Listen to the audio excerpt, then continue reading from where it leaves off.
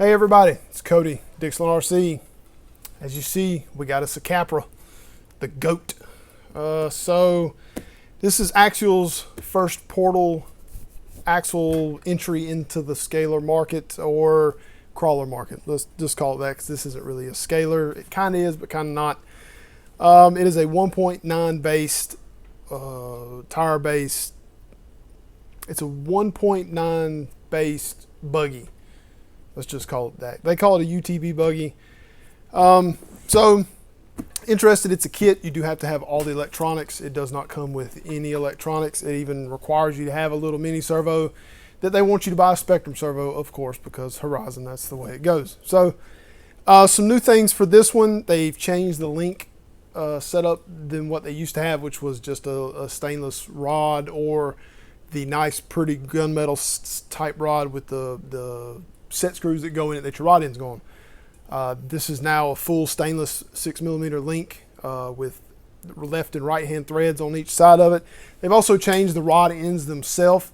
Be interesting to see how they hold up versus how the old ones were, and if I need to make a kit for this particular vehicle for the rod end, the boom rod ends that hold up way better. It's got some bigger shocks on it than the normal 1.9 entry stuff. It does have universal axles, and of course the best drive shafts they have, the wild bores. Does have Curry axles because they are a technical partner with Axial, same as Raceline and Nitto, which there's no tires, but you know it does have the Raceline wheel. This does come with bead locks as well, a plastic bead lock, no metal, but it does come with some, which is kind of odd. They probably could have left that out, maybe. I don't know. It's hard to tell. A different transmission with the dig.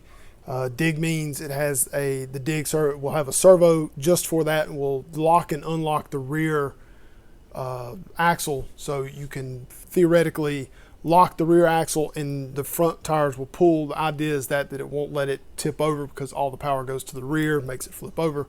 It's the idea behind all that. The gear set in there, they finally changed it. This isn't the centered gear set. It's not the one-piece diff gear with the locker. It is a two-piece setup. It has 6 bolts in it, so less likely to shear. I still like the boom keyed axles. I'll run these for now, put them in there like it's supposed to be, and we'll see how it goes from there. It does have the battery goes in the front, kind of like where the firewall would be. They have a hood release, which is just 2 pins that pull out and it'll flip up, kind of deal.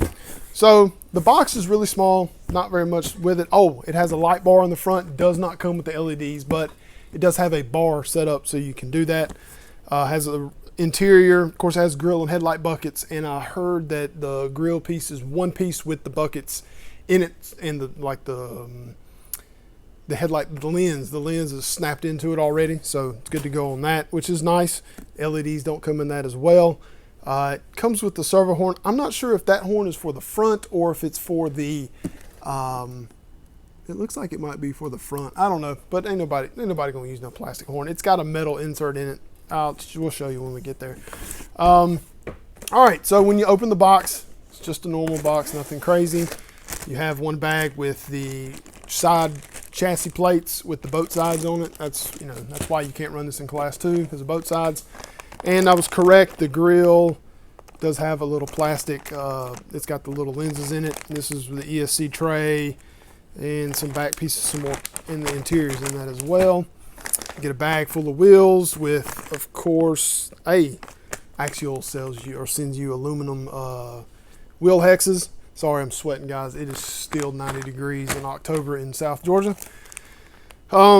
So these shocks are not a 90mm. They're a 93 or 97. I can't remember exactly which one it is. I meant to write it down, but I forgot to. So the cool thing about these, it does. So I was worried about the upper pivot balls I thought they were going to be plastic. The way the manual looks, it looks like they were going to be plastic. They are actually metal. Good job, Axial, on that. The upper cap has a bleeder screw in it, which is pretty cool. So it make these, bleeding these shocks fairly simple. The Axial used to send I don't have any here, their shock weight oil was in this cool little thing, but the end of it will pop off. Well, now it's in like a little tube, a little bit different than normal. This is the bag for the front axle, the front portal. It comes with thread locker and some black grease. I might just use their black grease just to see what it's like. I wanted to see their, yeah, okay. And the bag with the rear, you can see the curry. Oh, you probably can't see it that well. Let's open it up and see. I'll show it to you so you can see what it looks like. So it is a one-piece axle, and you can see the curry on it there. I don't feel great about one-piece axles, but I mean, I don't know. That's a lot of pressure there, and it just barely bends the center there when I do that. So that's pretty good. I mean, yeah, we'll see. We'll see how it goes. Like I say, I'm not a fan of the one-piece axle side of everything. The one thing I did want to show you about the fronts, of course, most of you guys know this already. This isn't anything new. The front axle, it is a universal axle, which is supposed to be great for, get you a bunch of steering.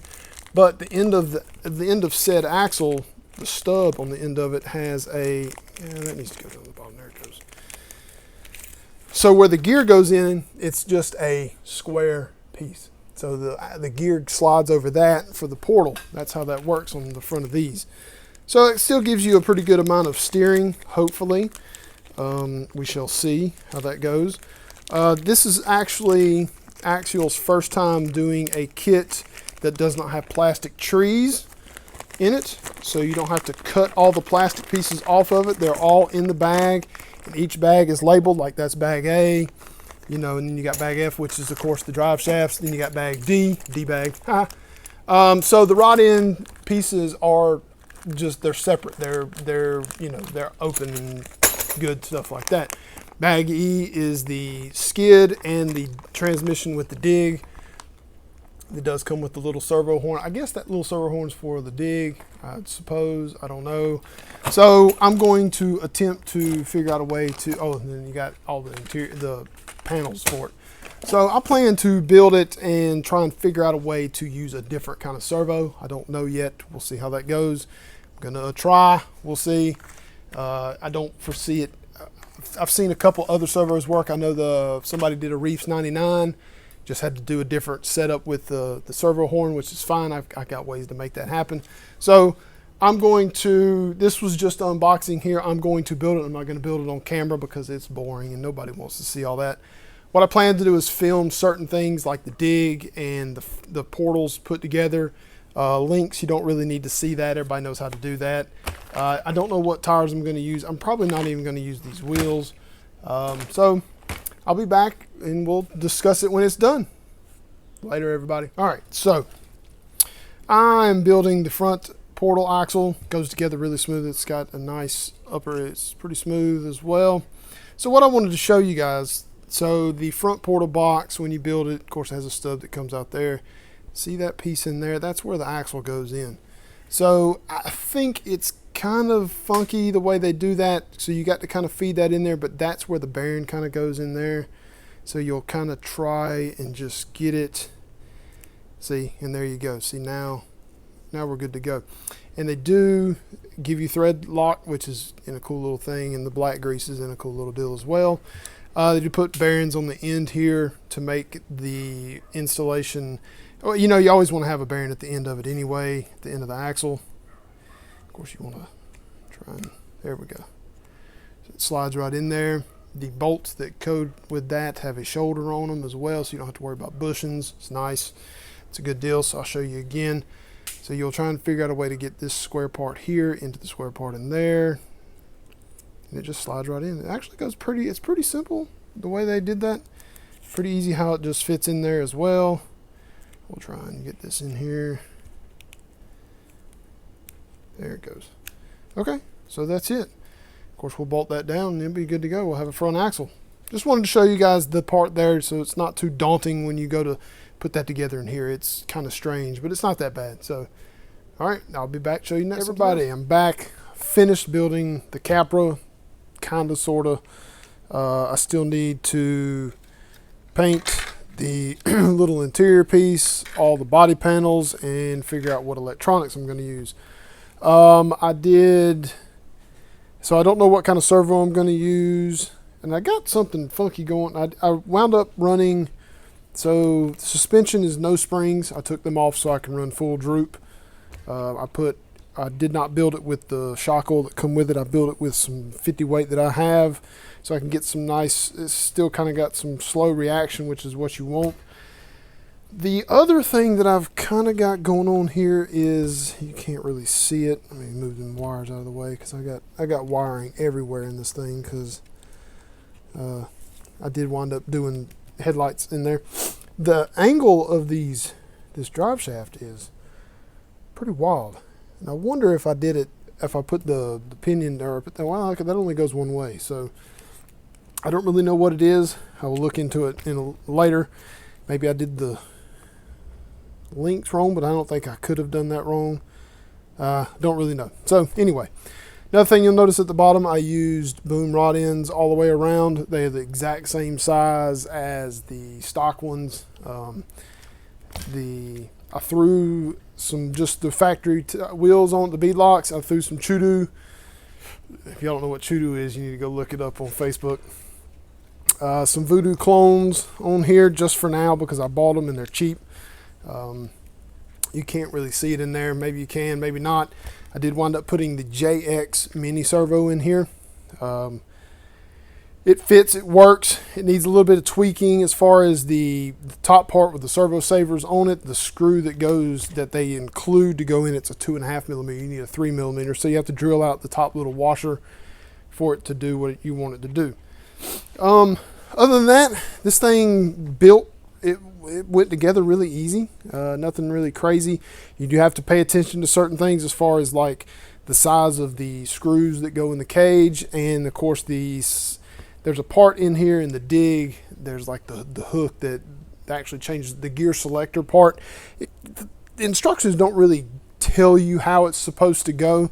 It kind of just says just put it all together. So you kind of got to look at that and figure that out. Only other thing, you know what? Mine came with a LED strip in the bar. I don't think it's supposed to do that. I don't know why, because I noticed mine has it's got a receiver plug, so you can plug it up and have lights. I don't think all of them do that. I don't know. I don't have an answer for that or reason why I have it. So this is a pretty cool little rig. It's pretty short. I'm going to set it up here against my TRX4 Sport, because the size difference it's pretty, wheelbase wise is generally about the same, but it is a lot narrower. I think the narrow is in body, not as in the truck. The track width of these is I think it's about the same, if not wider.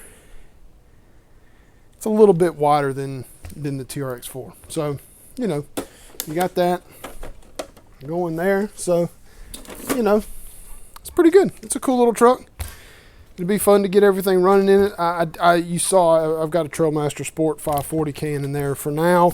That's probably not what I'm going to keep in there, but I just did it to have something in there so I could be sure and put everything in there correctly when I build it. This thing is geared really high from what I've read. I don't really know yet, so we'll see how much wheel speed it has. It'll be interesting to see if it does have all the wheel speed they state it has with, like a low turn motor. Of course, you can't, that kind of deal there. So, it'll be cool to see how it works. I'm interested to see. I don't really know. I haven't really nailed down what color I'm going to go with on these panels yet. I do know what wheel and tire combo I'm going to go with. The tires are not out yet. They'll be out in a couple of weeks, so keep an eye out for that. You'll see that. I'll be talking about those especially. So that pretty much wraps it up. When I get done with all the rest of this stuff, I'll make another video, especially when I get wheels and tires to show off and perform, and when I get electronics in it when I drive it. I'll be sure and have all that stuff, so you'll be able to see all that stuff when I'm done with it, hopefully in the next week or two. So that about wraps it up for this. Thanks for watching, everybody. Be sure to like, comment, subscribe if you haven't subscribed yet, and we'll see you next time. Thanks, everybody.